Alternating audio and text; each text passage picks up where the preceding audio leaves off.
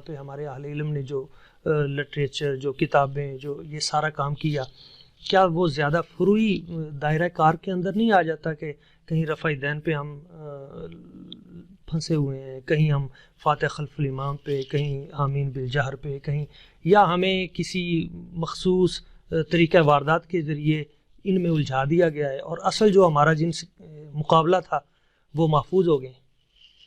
جی ہاں، یہ پچھلی چند دہائیوں میں ہماری توجہ ادھر کم رہی ہے. یہ ایسا نہیں ہے کوئی غفلت نہیں تھی، صحیح، مطلب توجہ ادھر کم رہی ہے. بالکل صحیح کہ ہم نے سارے جو موضوعات ہیں ان کو اتنا ڈیل نہیں کیا جتنا کرنا چاہیے تھا. ویسے کیا ہے، قادیانیت پہ ہمارا لٹریچر موجود ہے.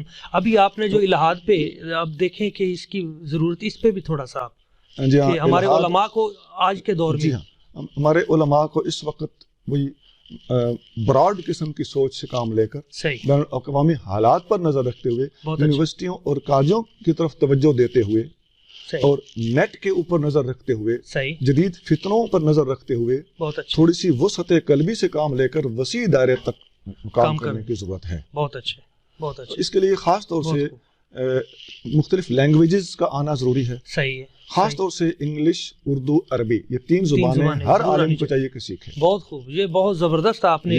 ہمارے ہاں تو ایک عرصے تک یہ مطلب فتنہ بھی چلتا رہا کہ انگلش جو ہے وہ حرام ہو جائے گی عالم دین کے لیے اگر وہ سیکھتا ہے تو. نہیں، دوسری زبانیں سیکھنا، نبی کریم صلی اللہ علیہ وسلم جامع ترمذی میں حدیث ہے صحیح کہ آپ صلی اللہ علیہ وسلم نے حضرت زید بن ثابت رضی اللہ تعالیٰ عنہ کو فرمایا کہ سریانی زبان سیکھ کے آؤ، میں نے یہودیوں سے خط و کتابت کرنی ہوتی ہے، بہت خوب، مجھے ایک کاتب کی ضرورت.